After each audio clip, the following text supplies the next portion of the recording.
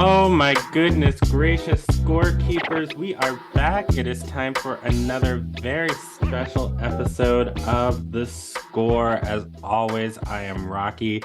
I am here with my two fabulous co-hosts, Paige and Lee. How are you, Paige and Lee? Hey. Hello.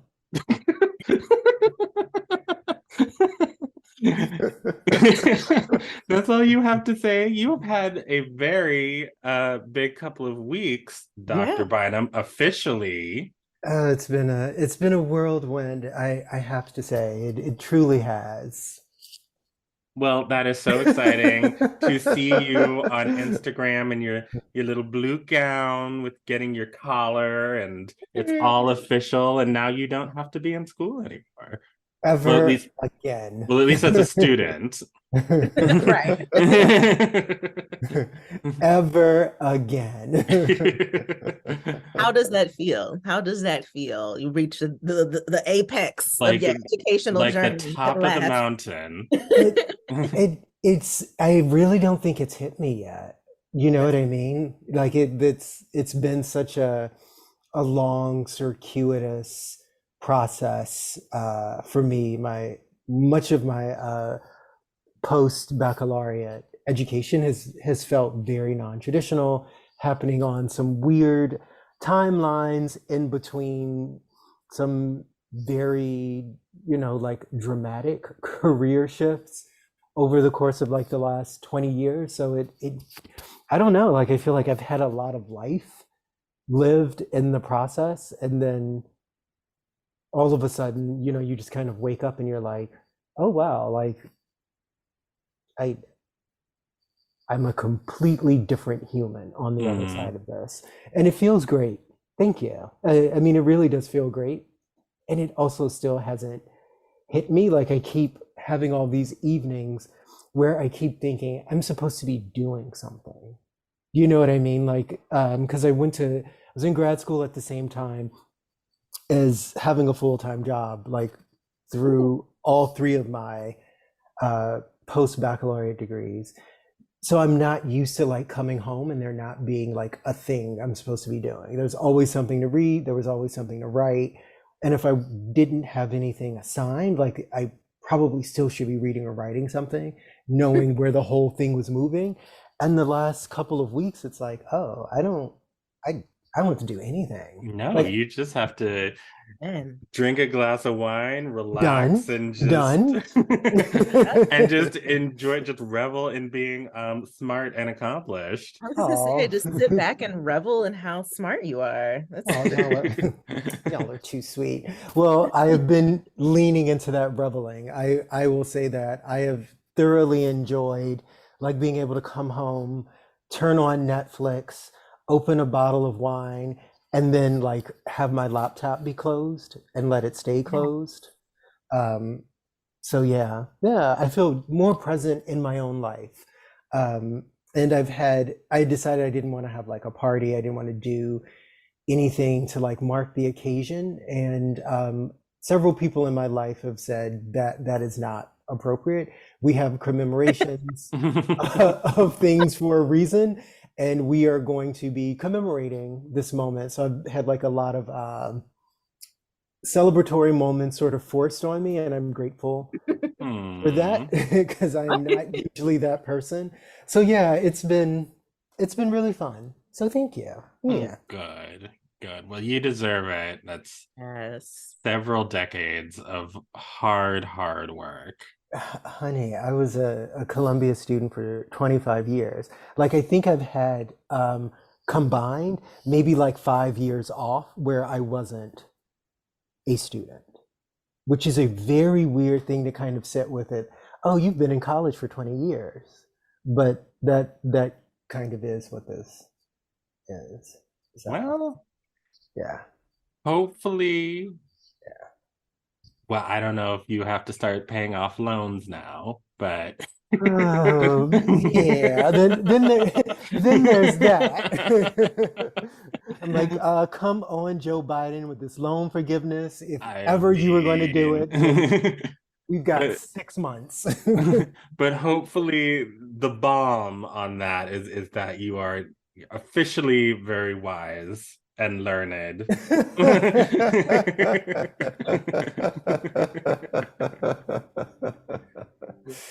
Yeah. But yeah, good luck with that. Yeah, no, seriously. So everybody, write to your local congressperson, please, because this is not a game. Well, also, Paige, you had a big couple of weeks. I saw you on Instagram wearing colors down in South Yeah. Florida, doing all the things. So what happened to you? Yes, it has been 1 year since my initiation into the Orisha and Ifa tradition as a priest. I recently learned the cool term priestess. Oh, Right? Oh, okay. I like term, that. right? Shout out to my friend Janata for that. Priestess. I like that. I'm gonna be I a like bad. that. That sounds good. And in the tradition, you after you're initiated, you're in white for a year. You're considered a spiritual newborn, fresh out the cosmic womb. And so you're sensitive and you wear white all the time, and there's other restrictions. And I successfully completed that year. So we had a celebration in South Florida with my spiritual family, and my partner came down too, and there was music, and I got to wear colors again. Really feeling the color pink right now. And yeah, it's just been joyous. It's Well, been glorious. congratulations. We're That's so proud of amazing. you. This is like Yes, really absolutely. beautiful. You y'all, it has been quite the year. I told someone I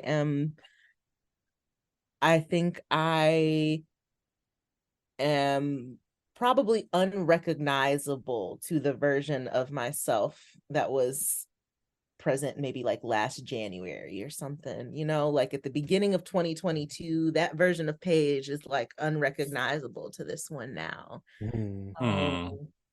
It has been incredible. And I have a new title. I am no longer Iyawo. Okay. I am now, the official name for someone in the tradition who is fully grown up is Ialosha. It means mother of Orisha, or just Iya for short. Very pretty. A term for mother, but saying like mother of certain spiritual entities, certain, you got a little bit of authority, just a little bit of spiritual authority. So yeah, Well, all right. Well, come or on, Iya Iya. Inawale. And the All name right. Inawale still stays. So Ialosha Inawale or Iya Inawale. All right. I love Dropping Well, those no, it. I love complicated. it. I love it. And you are correct. I mean, what I have noticed over the last year is just that your confidence has grown. Oh, thank you. Yes, absolutely. And it's just like it's been just such, I don't know. I feel like I've just been on the sidelines watching you go through this journey, and it's just been beautiful to see. So, congratulations. Thank you so much. I have Yeah. wondered what other people around me who love me see and what they witness about my journey. So thank you for reflecting that back to me. Yes. Well, you are welcome. You are welcome. Um, I I I did not get a PhD or make strides in my spiritual journey. Well, I lifted 275 pounds 12 times. What? Yes. So What? that's That's an exciting. accomplishment. Come on now. Yeah, I don't that's know. a ton and a half. I suppose. Anyway, but I'm so proud of the two of you. Hopefully I'll have some fun announcements to make soon. But we have a really, really special show today. But I think before we get to that, I mean, a huge thing happened earlier this week, which is that we lost one of the greats. And I'm really sad about it. And so just wanted to take a little moment to just honor the incredible Tina Turner and her incredible life. I mean, just legendary. Yeah. Yes. And just send healing to all of her family and friends and everyone out there in the world that loved her. Do you all have any particular special Tina Turner memories or thoughts or Oh, absolutely. I mean, so many. I Who mean does so many. a positive memory associated with Tina Turner? I think, you know, the day that she passed, I think it was just a coincidence that some Black woman on my timeline had posted a video of another Black woman doing, maybe it was karaoke or something, to Proud Mary. Mm. And but the caption that she put was just like, Black people, specifically Black women, femme identified folks in any way, you know what this song does to us when it comes on. You know, it's a Mhm. spiritual thing. Like, you can't sit still. You become Tina. You have to do the Oh. like, we all go into full choreo. We all suddenly just left a good job in the city. Like, it's just a thing. And so that is what I think of with Tina. It's just that energy, and like how it's really special when someone especially can make Black femmes and women feel empowered in that way through a song, you know, that Mhm. just really gets to us. So I I will ever appreciate her for that, and just her whole life story and her Mhm. resiliency. Yeah. And I appreciate the Black folks who are Buddhist in my circle talking about her Mhm. Mhm. healing journey with Buddhism, and how it's, you know, made them feel seen, and just a life fully lived. And I'm so glad. I think the biggest thing I thought of when I heard she passed, I'm so glad that that musical came out Mhm. Mhm. before she passed, that the documentary came out before she passed.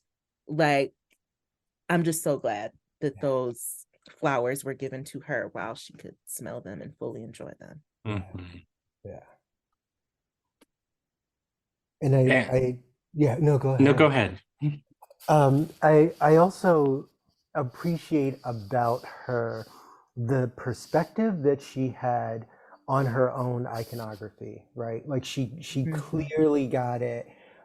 She believed in it. She didn't seem like one of those folks who constantly had to like defend it. And I think that's because we all clearly got it. But I also felt like she handled a lot of things with a lot of grace, Mhm. because one of my Mhm. favorite like stories, which is partially apocryphal, I'm sure, was that year that Beyonce referred to Tina Turner as the queen at the Grammys, and Aretha Franklin was so in her feelings about it.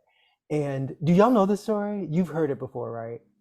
I don't think I don't so. think I have actually. Okay, this was I don't remember, 12 years ago, many years ago, where Beyonce was doing a tribute to Tina Turner at the Grammys and referred to Yes. her as the Queen, and subsequently Aretha Franklin complained, both like to the producers of the Grammy and also Oh. just to anybody who had a microphone, Mm. because she felt like that title was already in use. Uh, And I don't know, Elizabeth Alexandra Mary might have also felt like the title of the queen was in use, and there can perhaps be more than one queen, and the whole nine. But Tina Turner like didn't have like some wild reaction to it. She just kind of was like, well, okay. And just kind of like kept it moving.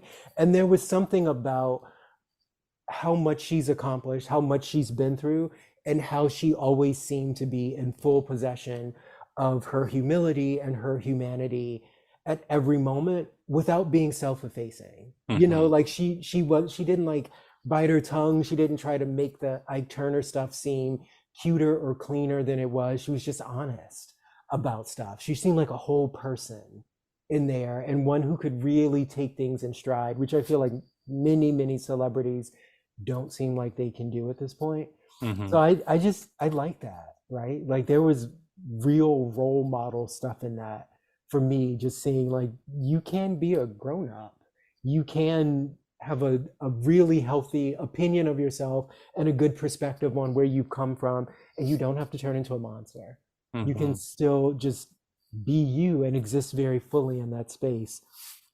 I love that I love that. And I also love that you can see how she inspired Beyonce without ever getting the impression that Beyonce is like copying her. Like you actually can see like the lineage of like expressive inspiration.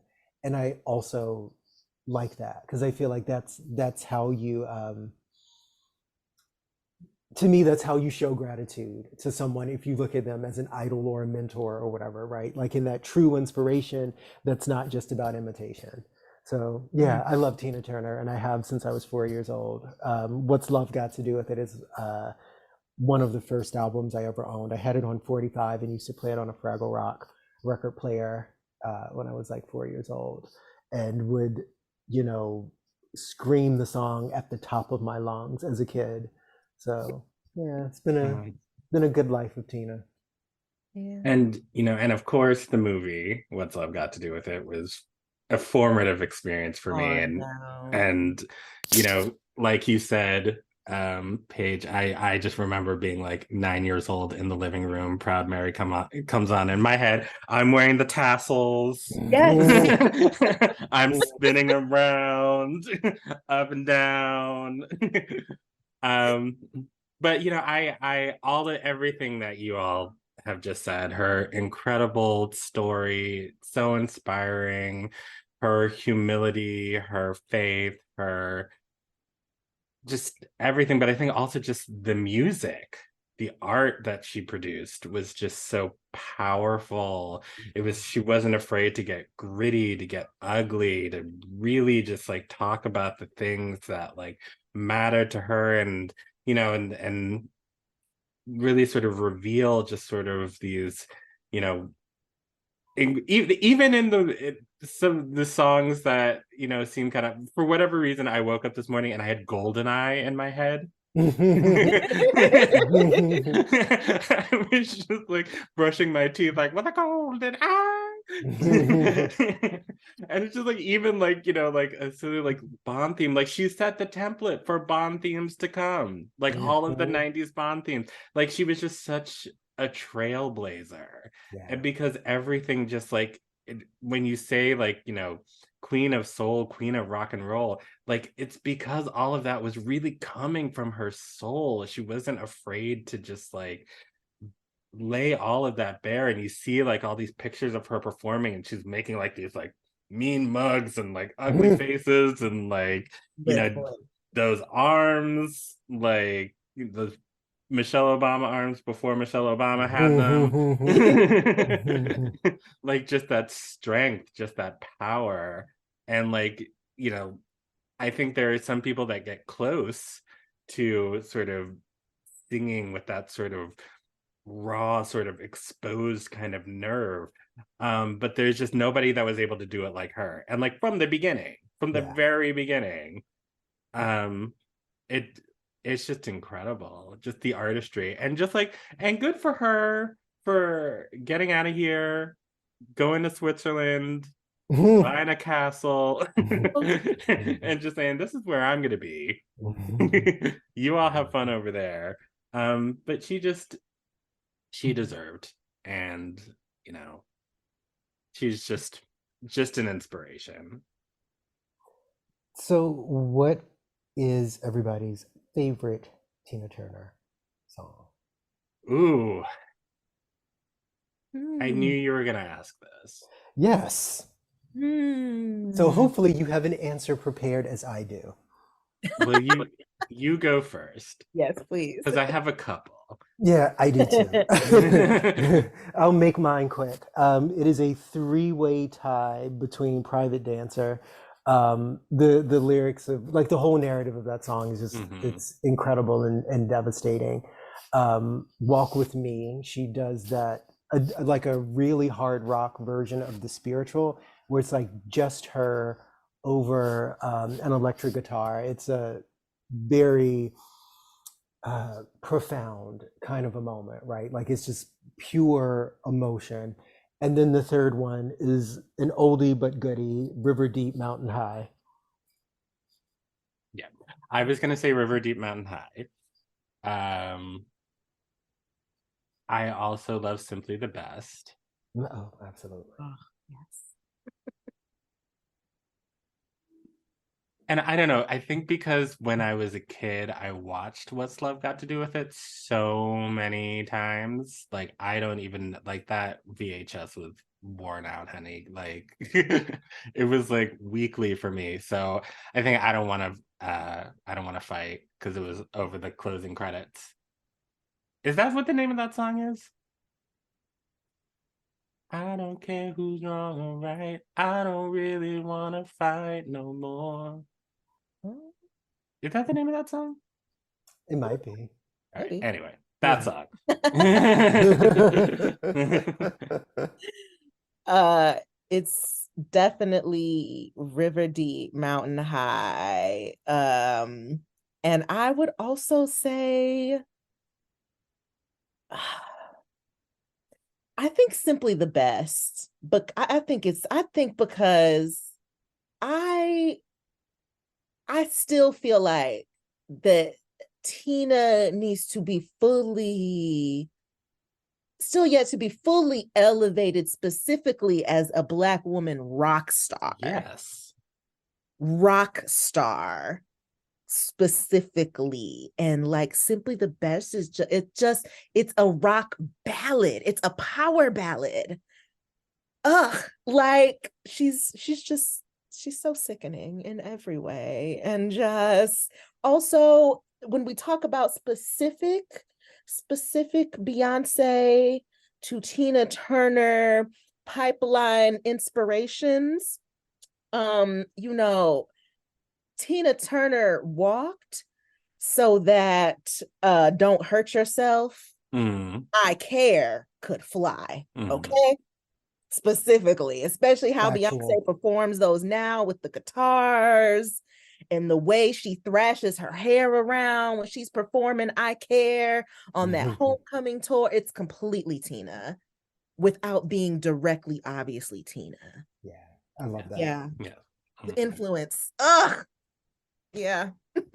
And if we're talking about rock ballads, special mention, honorable mention should go to We Don't Need Another Hero. Yeah. Just saying.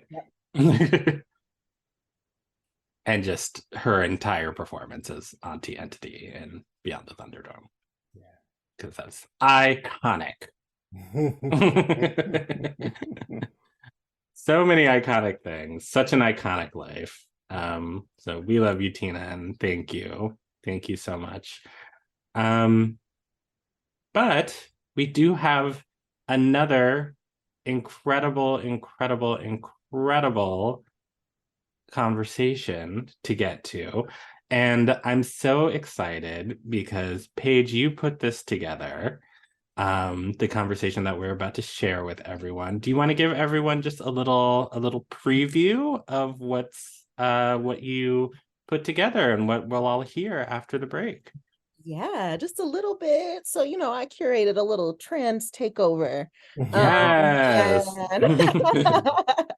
So we are going to talk about, how the industries that we work in are currently talking about or not talking about transgender non-conforming folks. We are talking about why they're acting so dang scared in this moment to say anything or do anything of meaning. We talk about what's missing from the current conversation and what's misunderstood. And so it'll be me, it'll be Frankie, friend of the show, woohoo, Jeremiah Sanders, and my partner Nadine, all talking about our different perspectives. Well, I cannot wait to hear what you all get into. And luckily, I don't have to because we'll hear it right after the break. So we'll be right back.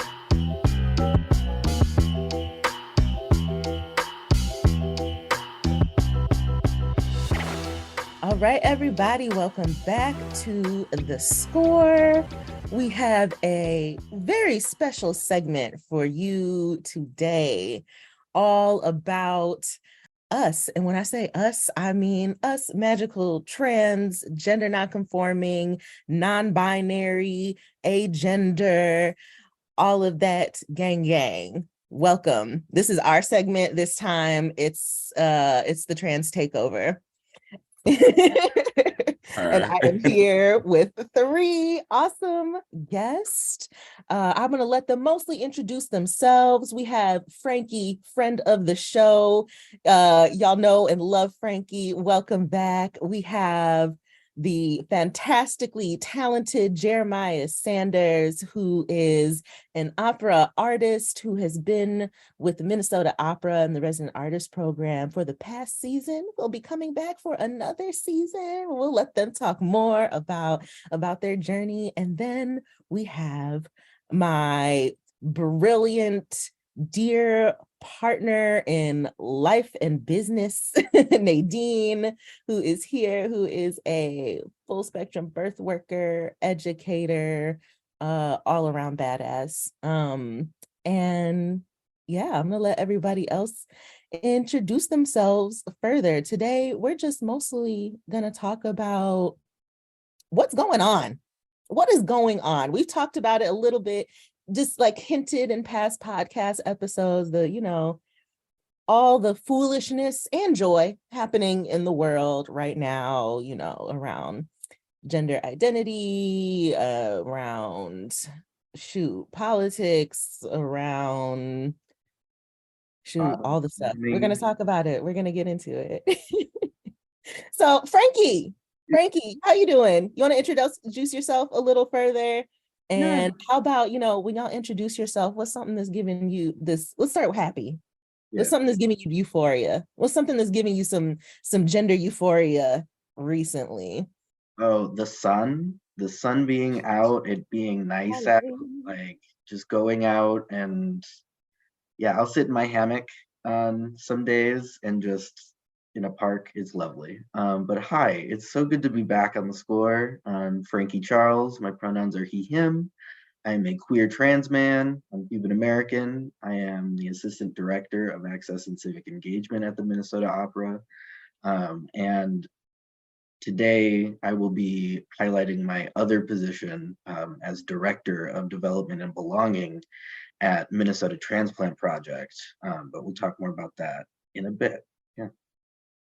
Yay. So excited to hear more about the Transplant Project. Jeremiah, hey, how you doing today? Would you like to introduce yourself to the people? Sure thing. Hi, I'm Jeremiah Sanders. I am an opera singer, a baritone. I'm also a teacher, a scholar, and an advocate. I'm just thrilled to be here with Frankie and Paige and Nadine. I'm very excited to chat about what is going on. Something that's bringing me joy. I'm really excited to spend a little time with my family. I have a 2-year-old niece and a 3-month-old nephew, my little nibblings. So I'm gonna love on them this week and see my grandmas.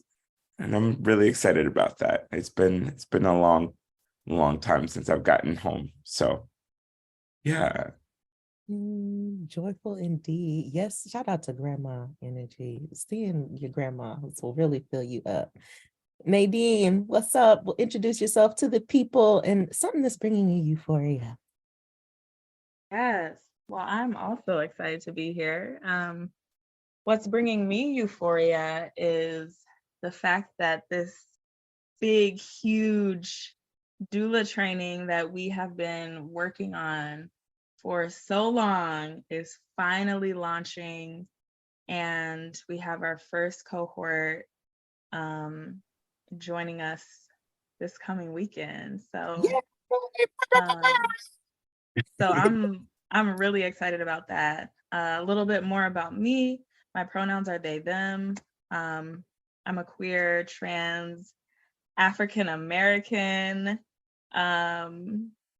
full spectrum birth worker, and I do a lot of different projects in the Twin Cities. So I'm also a project coordinator with something called the BIPOC Trans Housing Project, where I'm kind of supporting some orgs and distributing funds where they are supposed to go, making sure that the people are getting the things. I'm also the executive director and lead educator, and also founder of Birth Revolution, which is a Black and Indigenous, queer and trans focused birthwork training and also a consulting group, working to diversify the birthwork world and help Black and brown, queer and trans families connect with doulas that are a cultural match for them. In addition to that, I'm also on this path of becoming a midwife, which is a lot of work. But you know, the ancestors lead the way, so I'm just going along the path. And so needed. I'm already planning for Nadine to be my midwife, so that's just what. And at this point, I might know a couple other people who are too. There's a queue, so all those people out there listening, you know, you gotta keep the queue behind me. So y'all, actually, you know what? Let me introduce myself first, because I realize that I'm on this show all the time, but I don't always talk about, you know, the things we do outside of this show. Me, Lee, and Rocky all have a bunch of stuff. So once again, I'm Paige. My pronouns are they, them. I am a full spectrum birth worker. I am an artist. I am an organizer, an abolitionist. I am a Black American spiritualist and ancestral healer that is reclaiming our traditions for the holistic health and liberation of our people, especially Black and Indigenous, queer and trans folks.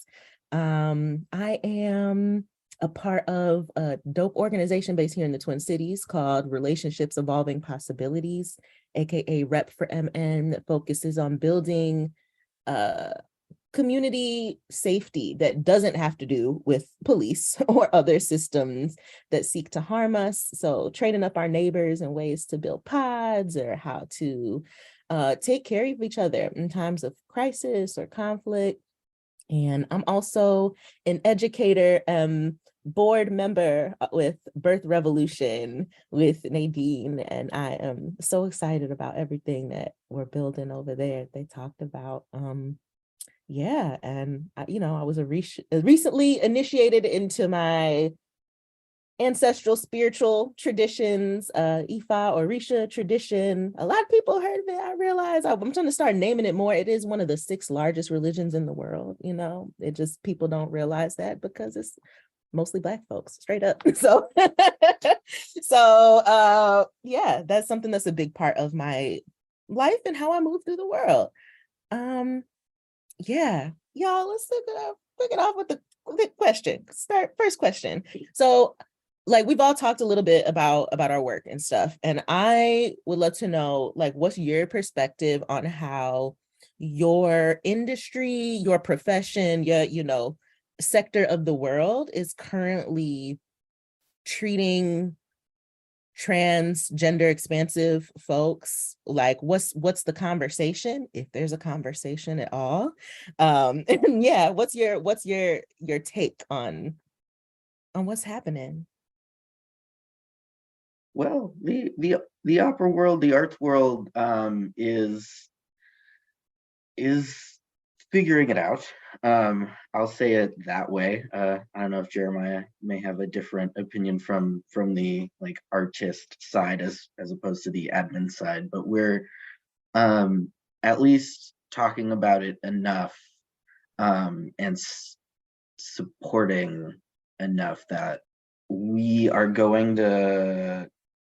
Sorry, it's not necessarily related to the opera, so Minnesota Opera, but I'm working with some of the teaching artists from the education department, and they're putting together a song cycle. No, that might not be the right, but like the trajectory of like a trans experience, of like a more trans masculine experience, but but yeah, so like a series of songs, and they're starting with musical theater. And I've asked for a opera version as well. So they're going through a bunch of different musical theater pieces and finding songs that sort of connect with like first that questioning period, and then that like beginning transition period, and then like a euphoria period, and then I like fully realized like this is who I am kind of. So there's um four different parts to the musical piece, and so that it'll be a musical version, and then at some point they're developing also an opera version. And yeah, so that's pretty neat. And just through the work that I've done at the opera, finding out that the University of Minnesota, the Lions Clinic, a shout out to them. They're doing a lot of work helping trans folks develop and find confidence within their voice during their transition, because that's actually a thing that not a lot of people, well, I mean, cis people don't have to think about it, how their voice comes across when they've just started hormones, whatever that means, for them. And because yeah, it can be like the voice goes through so many changes. Trans masculine folks, it's a constantly changing. Trans feminine folks less so, but like there are still things that they can do to train their voice, and also just not give up on singing as well, which I think is the other really lovely part of that work, because there are so many people who who feel good about singing. Yeah, so there's a lot. Yeah, that sounds really cool. The whole idea of having like a resource for other singers to delve into both opera and musical theater songs. I'm like super interested in learning more about that. That's super cool. The teacher in me is like, oh, this might be a great resource for some students that I might have. So I think I want to kind of give two angles. I'll start with the opera angle. As an artist, I feel like there are a handful, and that might be generous to say, but there are a handful of organizations that produce operas that are like conscious.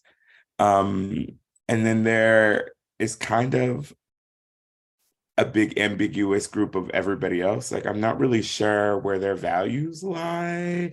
I think about as a performer, like when I'm going into spaces, how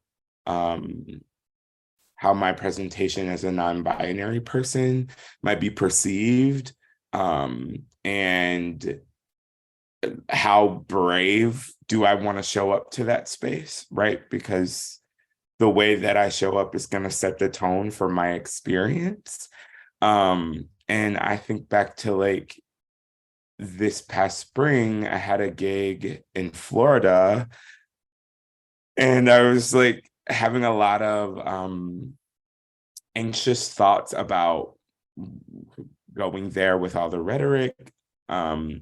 And that kind of brought up a larger idea about being choiceful as an artist. And like now that people are leading with so much transphobic rhetoric and propaganda, like art is going to Florida and performing a concert for 2 days worth it for me?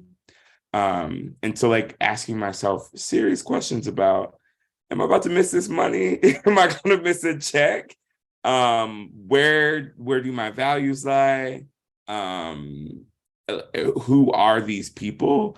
And really kind of couching myself in the fact that a lot of times marginalized people don't have the access sometimes to like get out of those places, so they still exist there, right?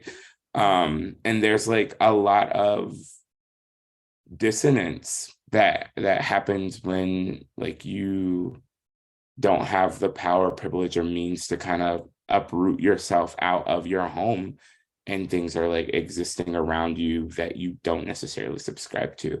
So like it was a big messy noodle, I'll say, of thoughts and feelings. And I ended up going and I made the choice to present traditionally masculine. I had my nails did and I wore my earrings, but that was subtle things that I felt like I could keep in that space. It also was like at a church, and I was just kind of like, I don't know what the Episcopalians of Gainesville, Florida are giving. So let me just plan, let me just plan to get in and get out. And while I was there, I was pleasantly surprised. Like there was a counter movement going on. Not a big one, but like just subtly, I saw some pride flags and people were welcoming and whatnot. And yeah, so the larger idea of the levers of power are doing one thing, but the people are doing another thing. Like it blows my mind sometimes. And I think it's an important part of like considerations as artists navigate this industry, especially since people aren't always values forward. Like when rhetoric is being spewed out, I feel like people get scared, like institutions get scared. Yes. And knowing that I have a certain amount of power as an artist to show up in a space and to not take that power lightly, but also think about my safety. Yeah, that's a messy word salad.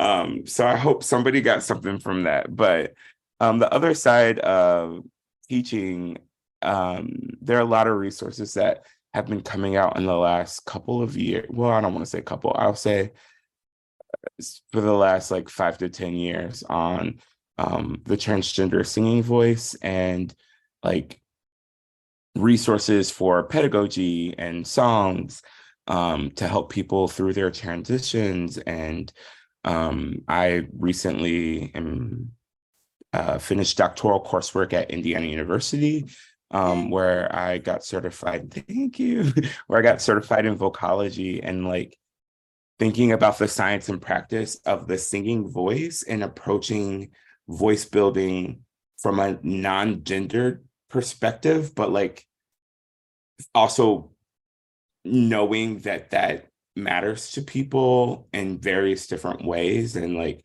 helping people through whatever vocal faults that they might find themselves having, but also not treating like people as problems, right? Like our voices are so intimate and personal to us.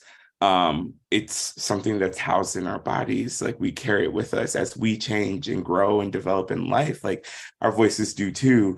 And so being solution oriented and having skills to help any singer, but especially knowing that there are resources and scientists, vocal scientists that are like focused on transgender singing voices has become a big interest of mine as well. Shay, ooh, I'm so excited for y'all who are doing that work, because I think about how like my journey with singing could have been different if there was some non-gendered more curriculum. And I want to put a pin in what you said about institutions getting scared. We're just gonna put a pin in that and put a sticky note up in the conversation and come back to it. Nadine, I would love for you to answer this question. I know you got things to say. What's up? Yes. What's up in your industry? Yeah. Okay, so how does the birth world currently treat trans people? Woo! Like trash, okay? Terribly. Mm-hmm. And it is compounded when we think about race as well, when we think about ability levels. There are so many barriers to care. I mean, we think about like the structural barriers, like for instance, trying to get a birth certificate and people putting the dad who gave birth to the baby down as the mother or, you know, maternal. We have like issues like that, or non-binary parents being like, can we just be parents instead of somebody having to be gendered here? There are issues with queer folks going to get prenatal care and the provider treating the partner like, oh, your sister's here. Is this your sister or your family member's here to support you, huh? And it's like, no, this is my wife. You know? So those kind of issues come up. There are cost issues because, I mean, just going through the process of trying to get pregnant can be more challenging for queer people, for trans people, for people who don't have access to like sperm as well. That costs money. There also just aren't very many queer and trans competent providers out here. The providers are really just like putting the bike together as they're riding it when it comes to providing care to anybody other than a cisgender, heterosexual, married couple. So there are lots of issues, and a lot of times providers think that taking care of trans people is just like somehow high risk or too medically complex, when really people are just asking like, hey, this is my name and these are my pronouns and here's how you can refer to my body and just let me have my baby, which is not hard. But cisgender people and straight people somehow are just, they are fighting for their lives. They're like, this is the most difficult thing ever, which, you know, it's just not. They're doing too much, you know. And on top of that, there is a complete lack of research. And a lot of people are hearing now about how Black women are 3 to 5 times in some states more likely to die from pregnancy-related, birth-related complications than other races. And if we think about the fact that the EMR, right, the like digital portal, like your healthcare, your chart, your digital chart that has all your information in it, has no way to track for gender outside of man, woman, male, female, that's it. So if we think about these statistics, there are also people like me who are trans folks who are out here having babies, who are also wrapped up in those statistics for Black women. But there isn't a lot of money and time and resources being shuffled toward our communities because we just are erased. We get lost in the numbers. So it's not great. But generally, people are not having a good time having babies in this country because of the medical industrial complex. And I do want to rewind just a little bit because a lot of people don't know what a doula is or what a birth worker even does.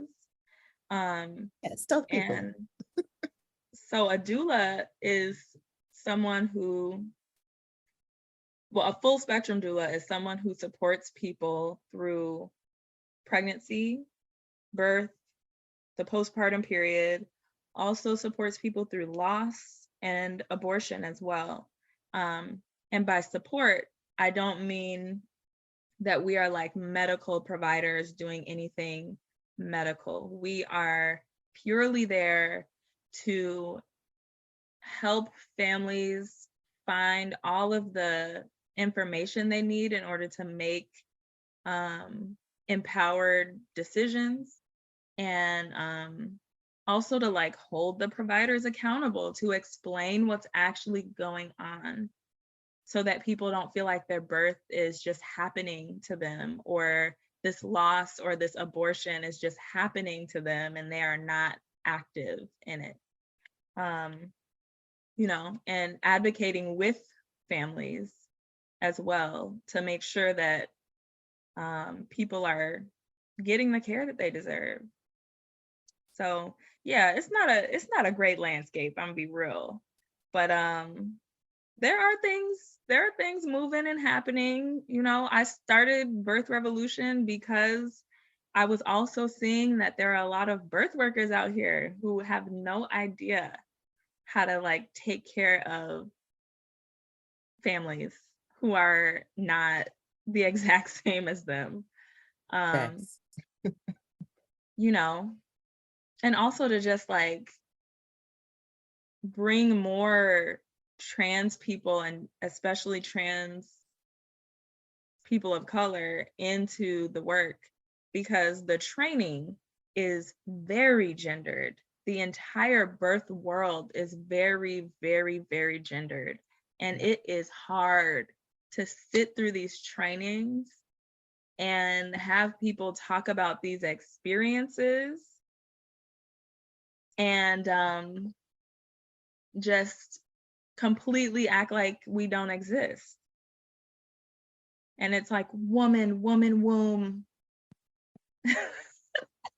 just the women, just only the women. And it's like, we're out here too, you know, but not everybody can teach that. Yeah. So, I mean, we see the birth world getting more diversified. Also, there are more queer and trans folks getting into these like roles where they have some power, you know, becoming midwives, becoming providers and stuff, although there are wild barriers there as well, because just getting through the education portion is like torture. But we're getting there. We're figuring it out little by little.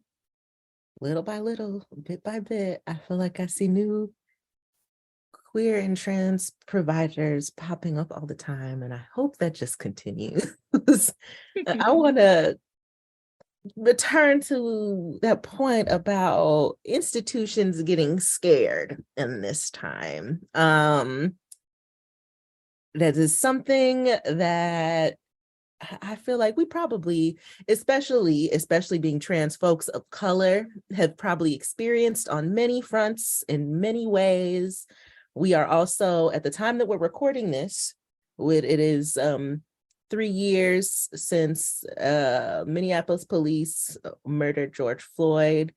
I think about how, you know, we watched institutions get scared there. I'm watching them be scared now. So I wonder if each of you can speak to that. Like, what are the ways people need to get past their fragility, and also just highlighting that like individual queer and trans folks, especially if you Black or brown, are not waiting on you institutions, because this is our actual lives that we're talking about here. We ain't got time to wait while people are being fragile. So your thoughts, anybody's thoughts, anyone can jump in. I guess I'll start and say that one of the things that I think is really important is to remember, like you just said, we cannot wait for you all. By the time you all catch up to where we are, like we're already gone. Like we have to keep working for our safety and our progress, and making sure that we are securing our rights to exist. Like sometimes it literally is just fighting for humanity, you know what I mean? Fighting for our own humanity. And so when I see a flag, I'm gonna call it. Like I have had some conversations where people have said like, oh, I'm not sure that is our responsibility. And I am saying, oh, well, this was a situation where I was unsafe, actually. So, and just being like very transparent about that. Like if you're not sure about my safety, now that all of the cards are on the table, then that probably means that we need to separate, which can be difficult when there's a check behind it. Like it sucks to be in this capitalistic society where you have to consider those things, but I feel like as for me in my house, I'm always going to choose what is safest for me. And if an institution doesn't know and is going to wait around to find out, like I just can't. I can't. Like I don't have that type of privilege, right? To wait, because waiting might mean I'm erased, or I don't want to get too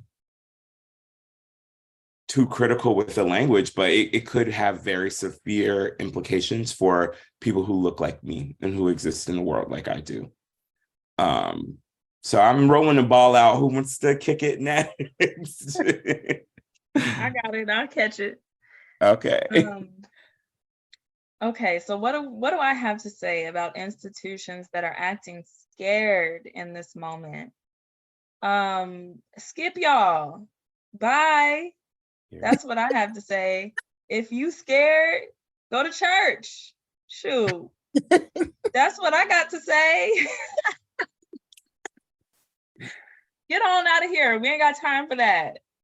You know, they can kick rocks and keep it moving. You're afraid? Okay, well, we don't need fear. We're not operating in a fear-based way. We operating out of abundance and out of the belief that things are going to work out for us, and out of the belief that our liberation is within reach.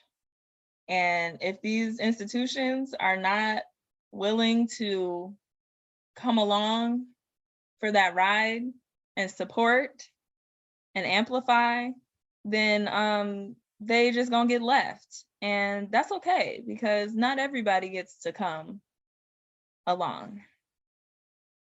And I think it's I appreciate the institutions who are scary for revealing that, because that just gives me more clarity about where I need to go and where I do not need to go, and where I need to steer my clients clear of. So I'm like, Right.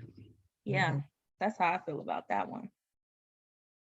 It's like, have some imagination, y'all. Like, because They when have you the align yourself, imagination of a white man. I was just gonna say, like, you're aligning yourself with oppression. Like, Especially when it comes to like the current rhetoric around trans and gender non-conforming folks. I'm just like, do you not see how that is directly being fueled by like fascist white Christian evangelical hegemony? Like, that's what you supporting. Do you want all the other things that come along with that? Do you want all health care for anybody who's not a cisgender man to go away? Because that's what they're trying to do. Like, do you want all the things about your ethnic heritage and education going away too? Like, you're supporting a whole ecosystem of oppression. Like, it's all connected. Why don't people get that. When you're aligning yourself with the people who, and when you find yourself having the same talking points as the far right, you might want to check yourself. If even one of those talking points is the same, you might want to reevaluate. And I don't know what institutions aren't getting about that. But that's the tea, though. But that's the tea. The tea is that they don't care. They just care about optics. And if the optics were okay and they could openly be like that, they would. They have been already. It's happened already. You know what I'm saying? So I think we just need to band together. You know, I look to the younger generation and I see the children out here living. Okay. Gen Z is turning up, very LGBTQ. It's amazing.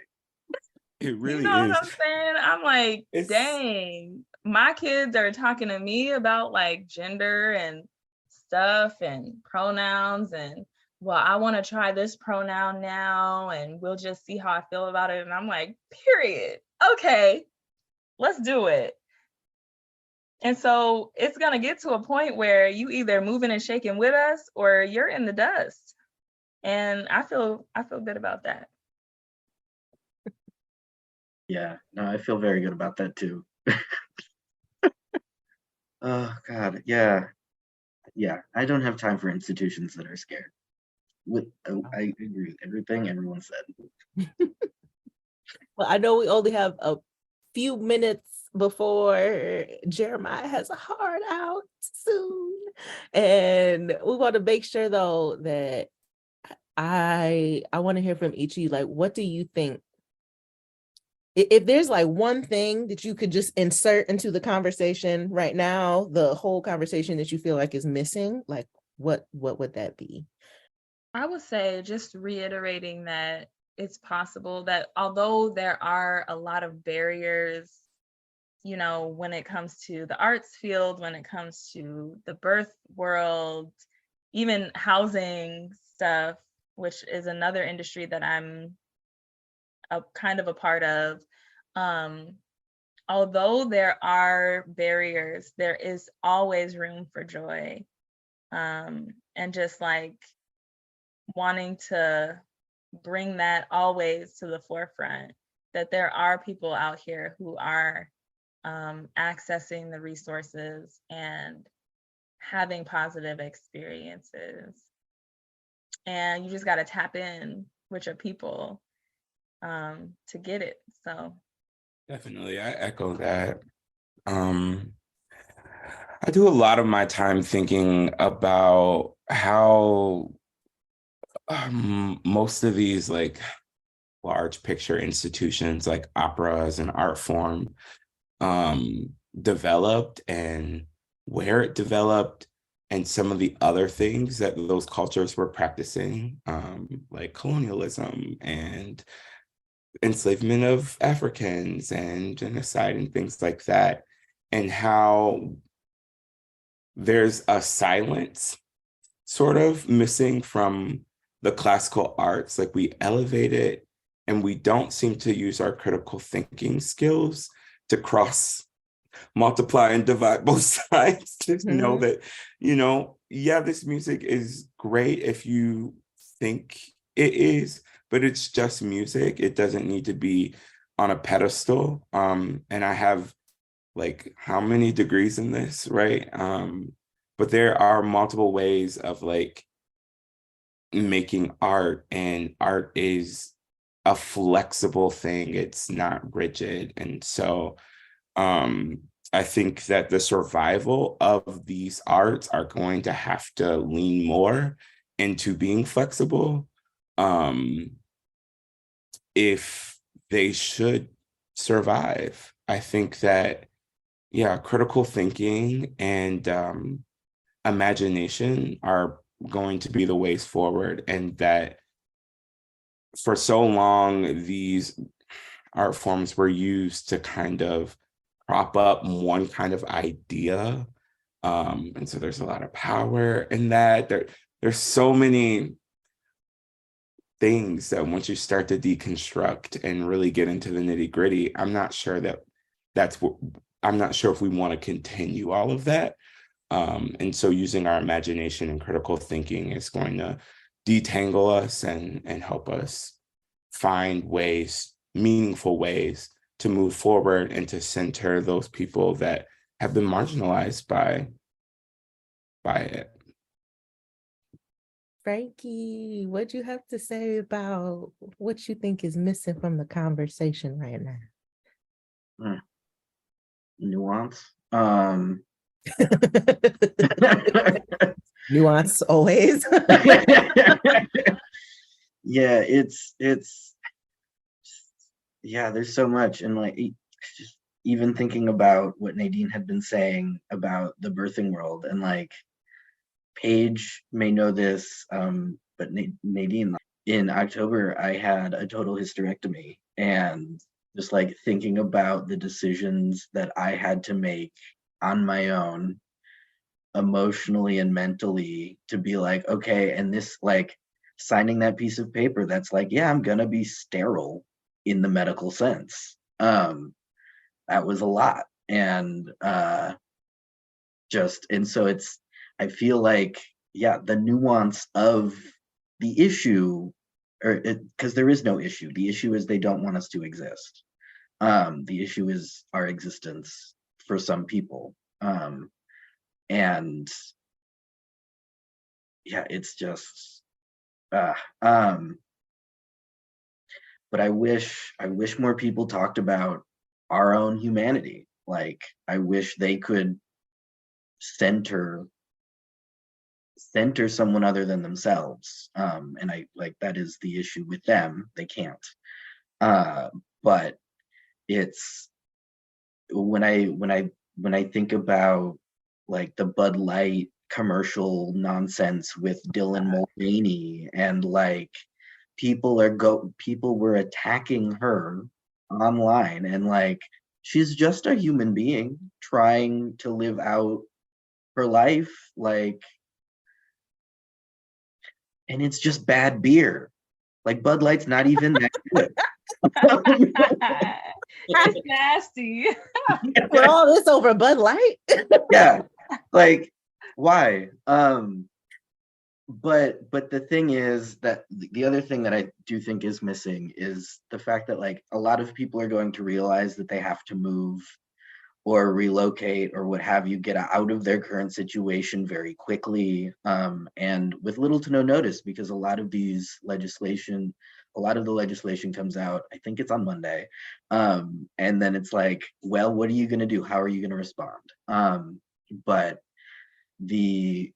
another organization that I'm working with, the Minnesota Transplant Project, is supporting the relocation efforts of individuals who identify as transgender, non-binary, and gender non-conforming, who are hoping to move to the state of Minnesota. And we've got a website, mntransplantproject.org, where you can donate funds, you can request help, we can let you know how to help. We have a whole resource list of things for folks. If you need help finding a medical provider, we're navigating that. And so yeah, we are attempting to fill that gap. That is the, like, oh, people are leaving states, and like, where are they going? How are they getting there? If you need help relocating, you can reach out to us, and we will figure out how to get you what you need so you can get to where you're going safely.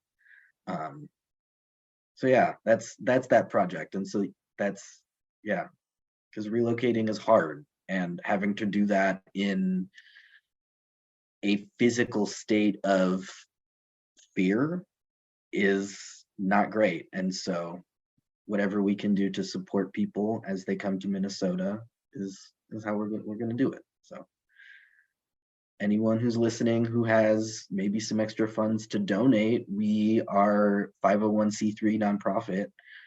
Contributions are tax deductible to the fullest extent of the law. So please help trans folks. But is it not even if? I know there are people who listen to this podcast who have coin in their own pocket, who have their hands on the purses of their institutions. You heard what Frankie just said. Okay, that's all. That's all.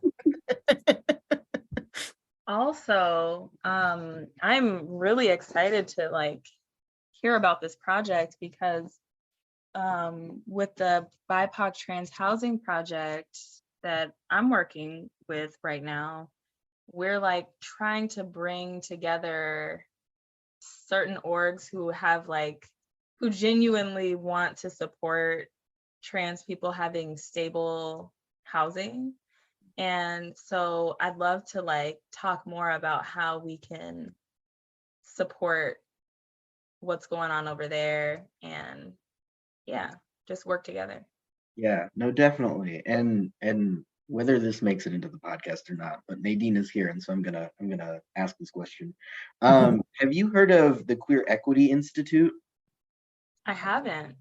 Okay, so Representative Lee Fink is working on creating just an institute for a physical location in Minnesota for folks to just be. And the website is the Institute supports queer leadership. We aim to equip queer people with everything they need to be civic steward and political leaders in their communities in Minnesota and beyond. And they're having a casino night to fundraise Saturday, June 3rd at the Solar Arts Building in Minneapolis from 6 to 11 p.m. So that's a social function. But otherwise, Nadine, you should definitely get in contact with them, and we'll definitely talk because I'm all about housing. I personal histories with housing. So yeah, it's close to my heart. Yeah, same.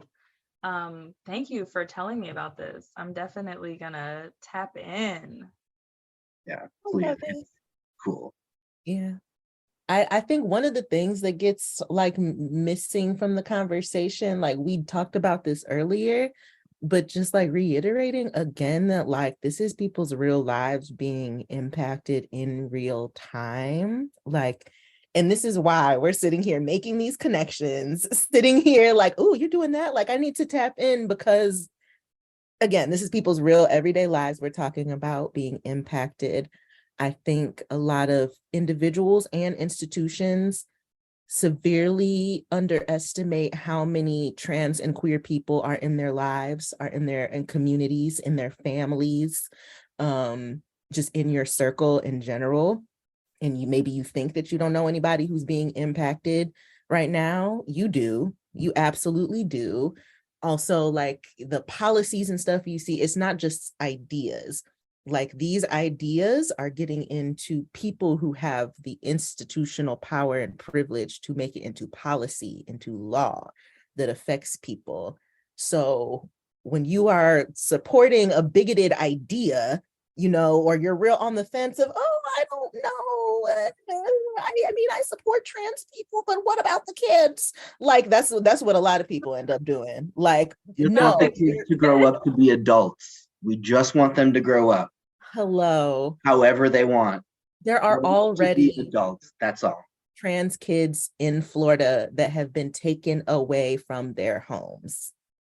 The homes where they are supported, where they're healthy, they're fed, they're simply off the basis of their parents are affirming their gender. This is real. This is real that's happening. And so we ain't got time for people to be fragile. Again, if you think you don't know somebody who's trans or gender nonconforming or agender, you do.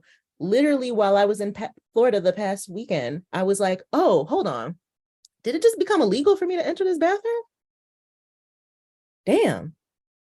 I was sitting there, I was like, wait, this says you're not allowed to enter the bathroom that doesn't match your assigned sex at birth. I'm non-binary and I'm going into, I'm breaking the law now. Damn. It's literally that simple. So I think folks need to keep that in mind And anything else, Frankie, that you want to plug about this conversation, about the personal work that you're doing, or the projects that you're doing that you want the people to support, before we wrap up here? I'm just stuck on breaking the law by going to the bathroom. And like, if you look at the map that comes out, there's this person that's been putting out a like Aaron in the Morning, I think, but it's a coded map of the states that are like super bad to be in, and so they're like dark red, and it's like it you can't travel anywhere without fearing for your life, because you don't know who's going to be on the other end of that, like the gas station countertop. Like, are they going to, and as someone who experiences levels of like passing privilege, like this is an audio podcast, so no one can see me, but like I have a full beard, like I pass very well at this point, but like I still fear for my life. And for everyone who doesn't think that I'm trans, like that's just like it's an erasure of my experience. So even though some people find it flattering, again, erasure, I enjoy claiming my trans experience. It's framed who I am and who I'm becoming every day, and that's very important to me. And so like, like it's scary out there to be who we are, but we persist because we've existed for generations, and we will continue to, even though they try to get rid of us. Like, it's just, there's no way, because they can't keep us down. Period. Yeah. Jeremiah, is there anything you want people to know about what you have coming up, where they can see you on stage, or where you're teaching? Anything you want to share? Sure. Everybody, it's been so great to talk with you all today. If you want to follow me on social media, I am jeremiah.marcel on Instagram and on TikTok. And I also have a website, jeremiahmarcelsanders.com. And you can see what's coming up for me on there. Thank you all so much. It's been such a pleasure. Thank you. Absolutely. Anything else you wanted to share about your work, or a final nugget for the people that you want to share?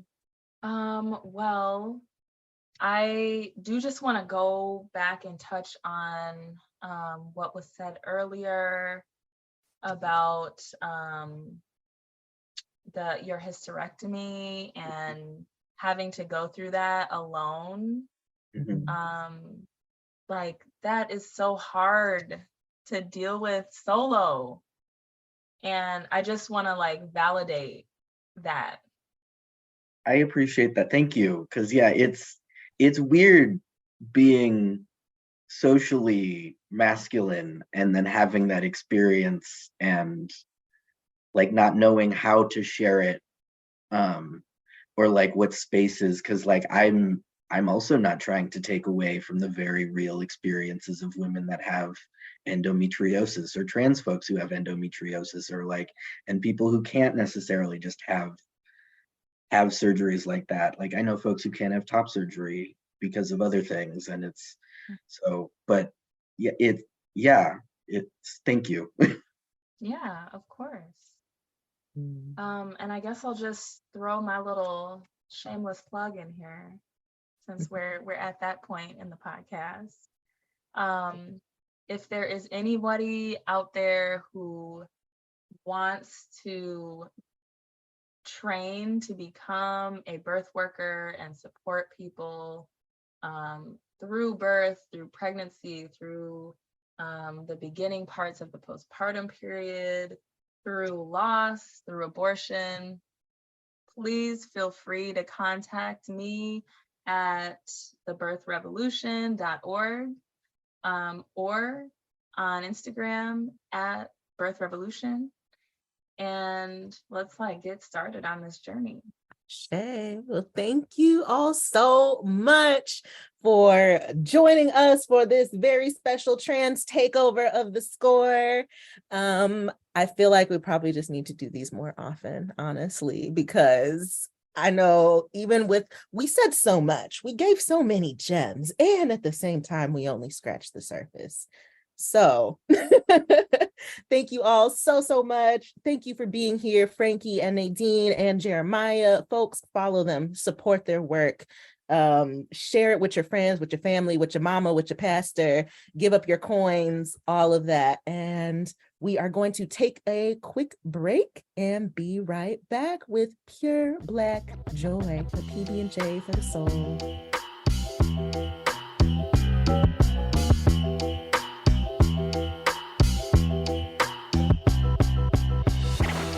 All right. Thank you so much, Ia. That was the moment. That was a word. That was amazing. Congratulations.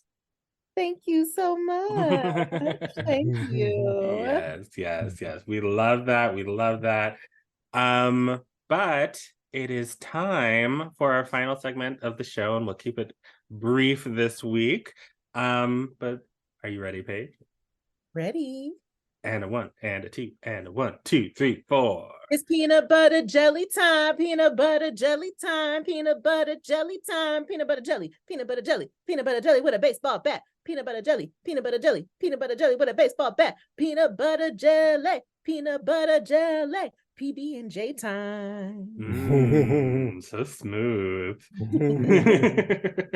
Yes, it is time for Pure Black Joy, where we celebrate all of the Black people, places, things, ideas, art, music that's making us happy this week.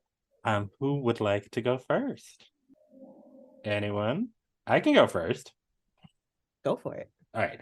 So in preparation, I jumped on Twitter really quick, and I saw that Pam Grier was trending, and I was like, oh Lord Jesus God, no. Oh, Lord. after our Tina Turner conversation. But no, it's just we are recording this on Friday, May 26th, and it turns out that it is Pam Grier's birthday. Gemini season.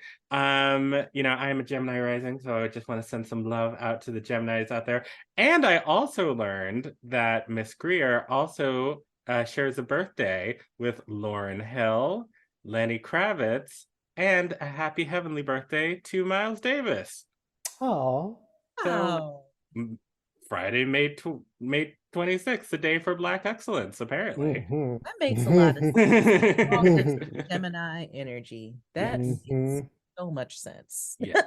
So, happy birthday to all of those amazing people. So who wants to go next?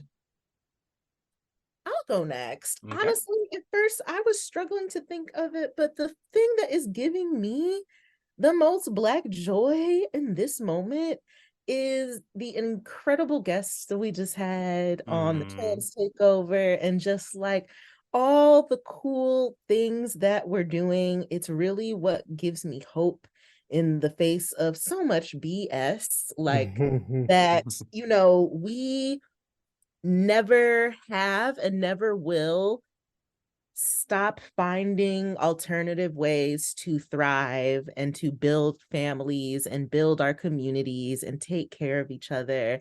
So shout out to Frankie, who is working on the transplant project. That is so dope that there are people working on helping folks relocate here and get gender affirming care. I mean, here to Minnesota, it declared itself like a sanctuary state, basically, for reproductive rights, for gender affirming healthcare.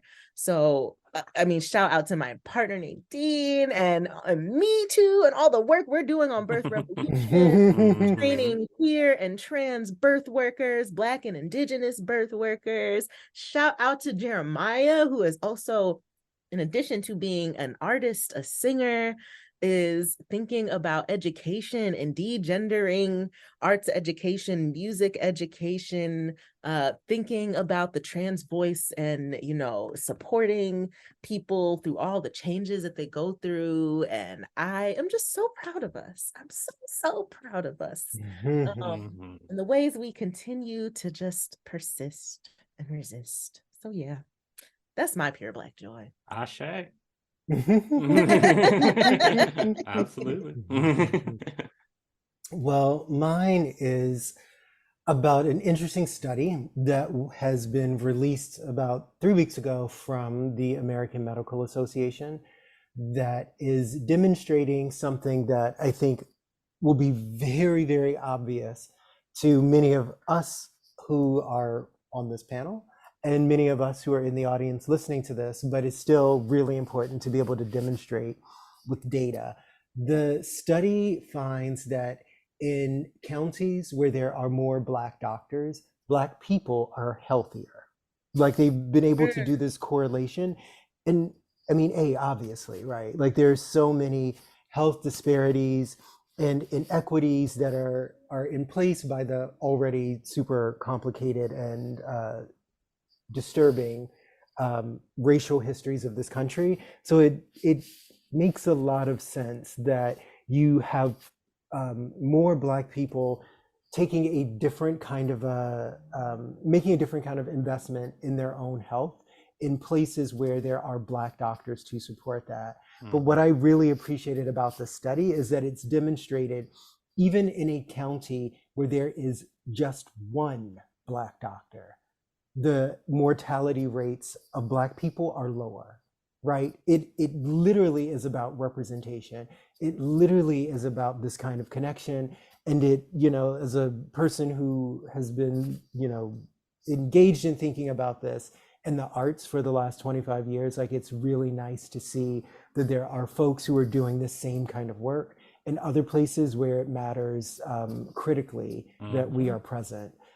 So a big shout to the health equity experts who participated in this study, and also to Dr. Monica Peck, who is at the University of Chicago, who wrote a really thoughtful editorial about this research as well. So thank you, and everybody who's out there listening, go see a Black doctor. Oh, absolutely. I mean, I think I mentioned early on, several years ago when we first started this podcast, that like the scariest, most racist thing that has ever happened to me, where I thought like, oh, I might die, was in the emergency room of a hospital. And if there had just been one Black person in that space who had been able to see me and hear me, I think it would have been a very different experience. So yes, thank you for that research. And I'm, for one, am not surprised at all. And I hope that it inspires more people to maybe get into that field, so that we can be happier and healthier and live longer lives. Absolutely. Amen.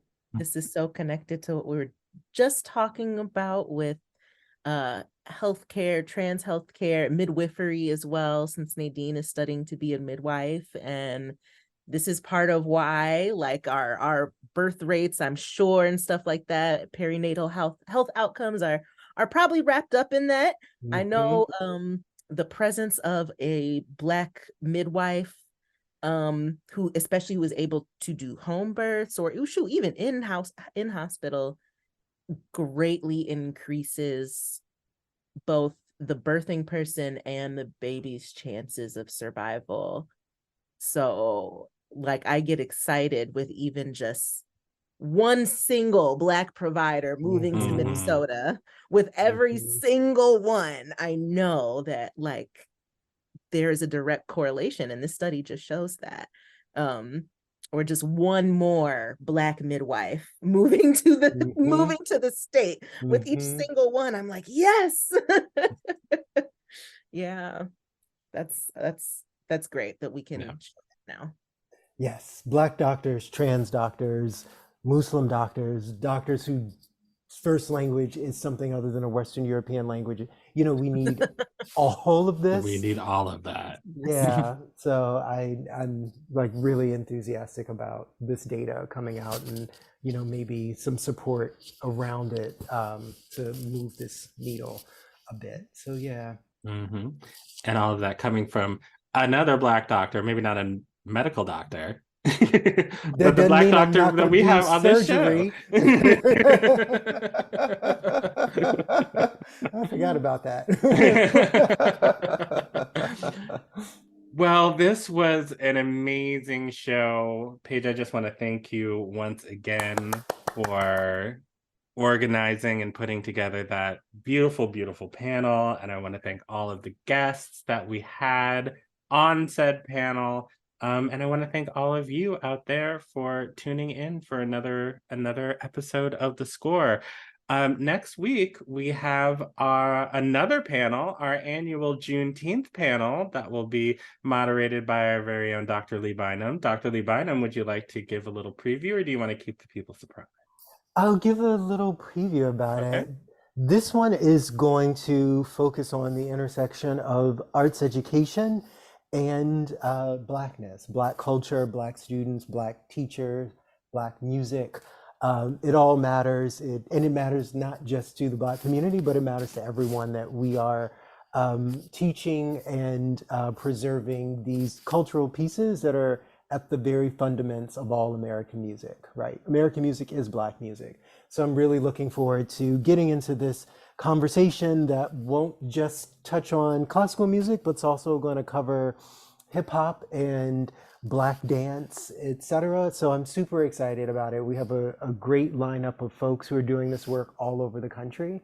And I feel really honored that I get to be on the panel with them. So. Yay! Well, I Yay. cannot wait. That sounds amazing. That sounds like it's going to be a really, really, really dope conversation. So I cannot wait to hear it. And I think that's going to be it for this episode. So thanks everyone again for joining us.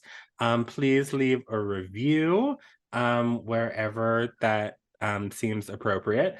And 5 stars. I'm so serious. So serious right now. And tell your friends about us and subscribe on your favorite podcast platform app of choice.